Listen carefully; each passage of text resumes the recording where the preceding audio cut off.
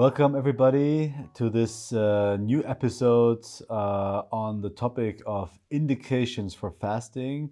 My name is Leo Wilhelmi. I'm the managing director of the Buchinger Wilhelmi Clinic on Lake Constance in Germany. And today I'm here with our scientific director, Dr. Francoise Wilhelmi de Toledo. And she's not only our scientific director, but also my mother. So today we're going to talk about topics that are in our family, played a big role in our family since a long time, and now also in the professional lives affect us a lot. So welcome, Dr. Francoise Wilhelmi de Toledo. Welcome, Leonard Wilhelmi. Okay, so today we're going to talk about the indications of fasting. So the indications of fasting means what kind of indications can benefit from a fasting experience, and who should fast and why should somebody fast? Well, this is a topic in permanent evolution. I'm going to start telling you what our founder, Dr. Otto Buchinger, the founder of the Buchinger Wilhelmi program. So first, we are going to see what he considered as being the indication of fasting in the 40s and 50s.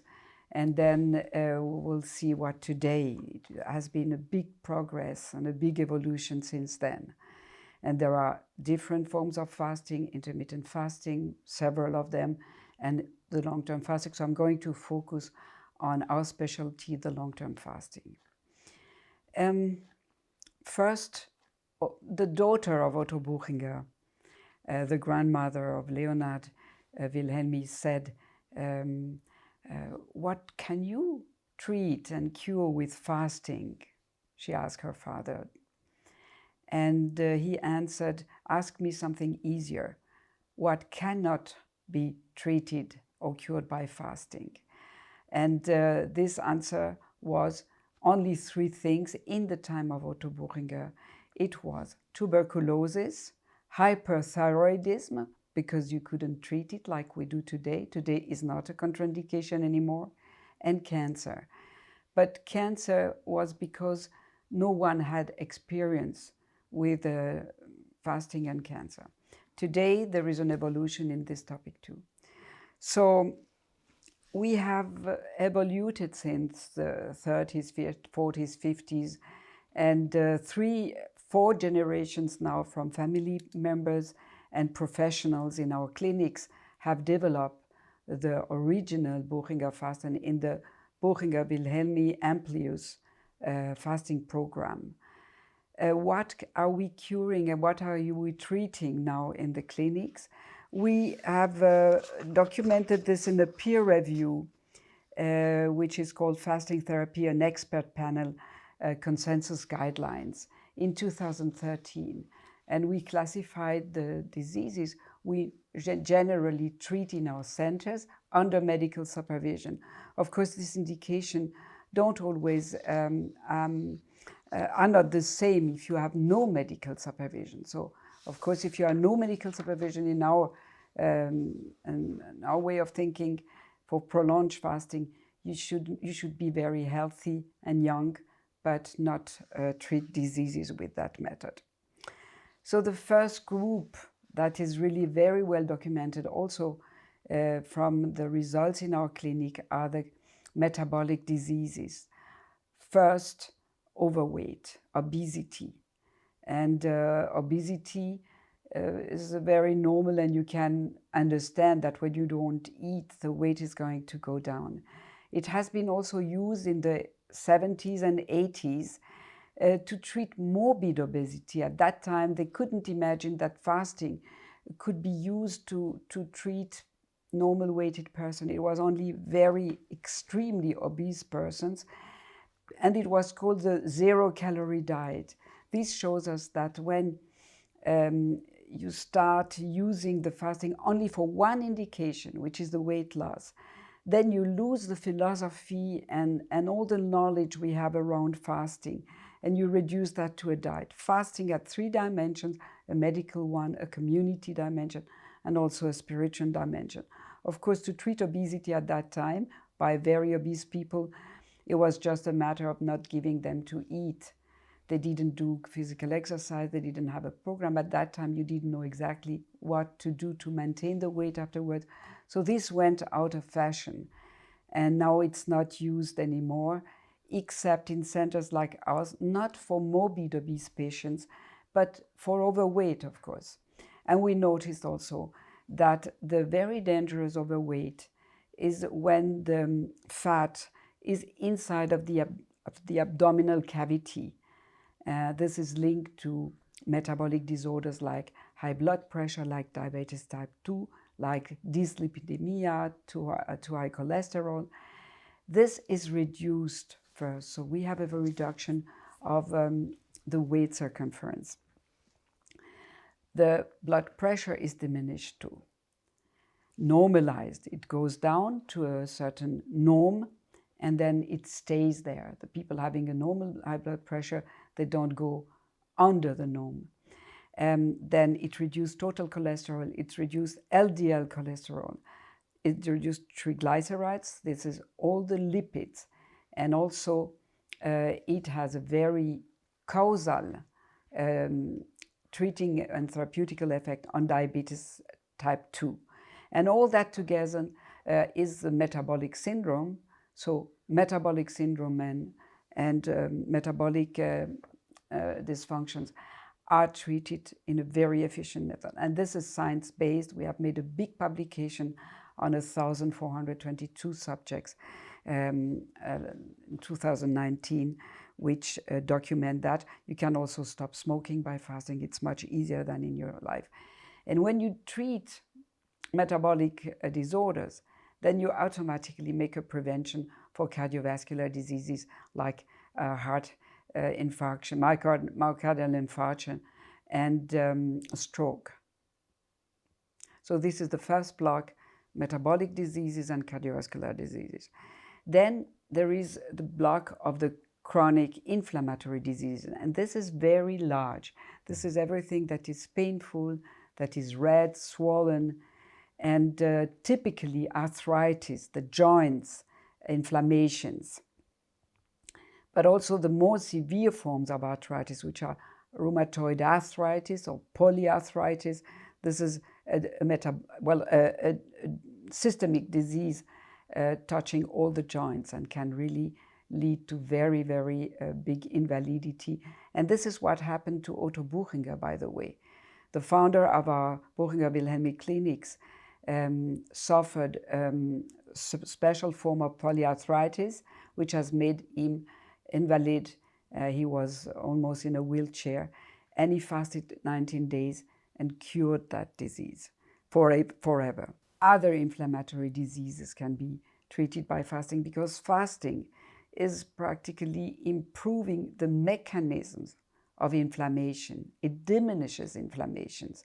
So you have positive effects also on colitis, gastritis, and also the NASH, non-alcoholic steatohepatitis, meaning a fatty liver which has got inflamed and can turn into a cirrhosis. So this is a very bad disease touching millions of people, including a lot of children, because of this incredible overconsume of sugar. Mm-hmm. You have also other painful and inflammatory mechanisms like migraines. It is documented that you can better and improve a lot the migraines and headaches in general.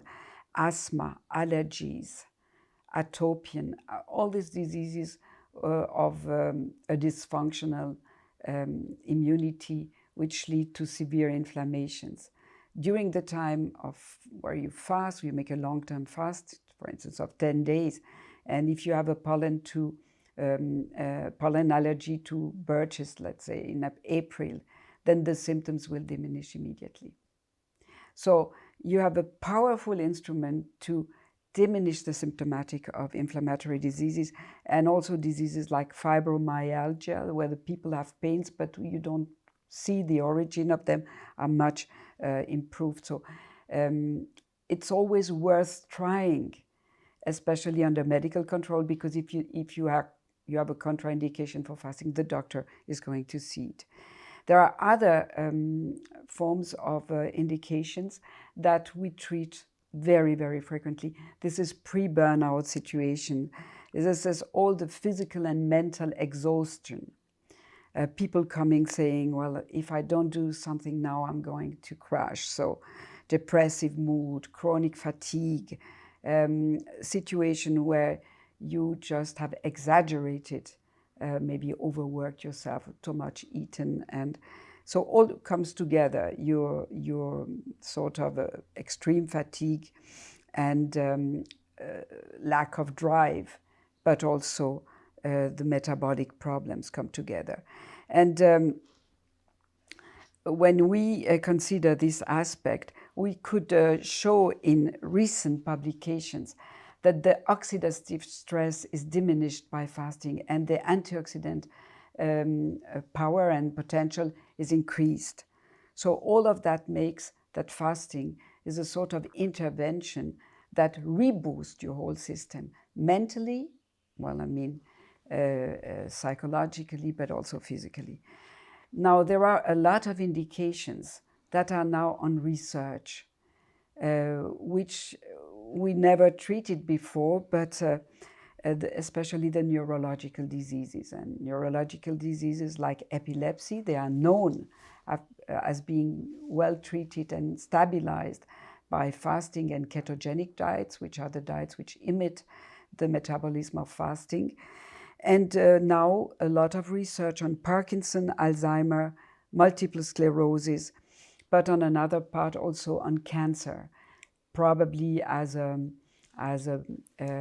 indispensable accompanying therapy for chemotherapy for the conventional treatments of cancer. So some tumors will never be cured only by drugs and conventional methods, but need a context of dietary changes, especially if you cannot fast long term out many reasons, then you should at least do a restrictive ketogenic diet with some aspect of boosting the antioxidative potential and boosting, maybe delivering also anti-angiogenic foods. Okay, that's a very good overview. Thank you very much for sharing that. So we heard a lot about indications for fasting, reasons why you should fast, and when it's good to fast, physically, but also mentally. It can be a very good and a powerful therapeutic measure to fast. What are contraindications? So when hearing all these positive effects, are there also the times where you shouldn't fast or where it's recommended not to fast? For fasting in general, let's say, there are very few contraindications for intermittent fasting. Sometimes you just contraindicate that as out of prudence because it's not yet proved that you can do it. For long-term fasting, there are some contraindications. The first of all is clearly when you are too skinny. If you have what we call cachexia, this happens sometimes in some diseases, especially in old persons. This can be accompanied also from what we call sarcopenia, which is a sort of loss of muscles. So long-term fasting is much too strong stimulus for the body. So we choose other form of nutritional strategies. And eating disorders like bulimia, this is a relative contraindication. We had very good results with some bulimic tendencies. Anorexia is certainly a contraindication. Maybe it will be once with very short fasting possible, but for the moment we contraindicate that. And this is in a medical context. You will see that the doctor is going to tell the person, is it indicated for you or not? Cancer is a relative contraindication. Addictions are also a relative contraindication because the structures of the center we work with is not very closed. It's a semi-open center. So some contraindications come only because you don't have the possibility to take care properly of the people. But for instance, in addictions, we see by people coming who have excess of alcohol, maybe not alcoholism, but drink a lot, it's for them extremely easy to stop alcohol without having symptoms, thanks to the fasting. So the fasting seems to stimulate all, through autophagy and a lot of other processes, all the elimination systems of the body. And it is, of course, unspecific. In all the situation, you will profit from this cleaning of the cell environment and the regeneration afterwards. So regenerating your system means when you fast, you shrink your organs and then you rebuild them anew with stem cells and new synthesis. Thank you very much. If you want to know more about that, we've covered the topic of regeneration and realimentation in another episode. But in general, one could say that consulting a specialist before you fast, in case you have a certain condition, is always a good recommendation. And for the others, thanks to the science that is published worldwide, but also the science and the studies that we published, we know more about indications in fasting and when it's good for somebody to fast on a certain condition. So thank you very much for sharing this. It was very interesting. And if you'd like to learn more, stay tuned. If you want, please subscribe to our podcast or to our video channel. Leave us a comment. We are very happy to provide you with some feedback. Thank you very much for joining, and see you in the next episode.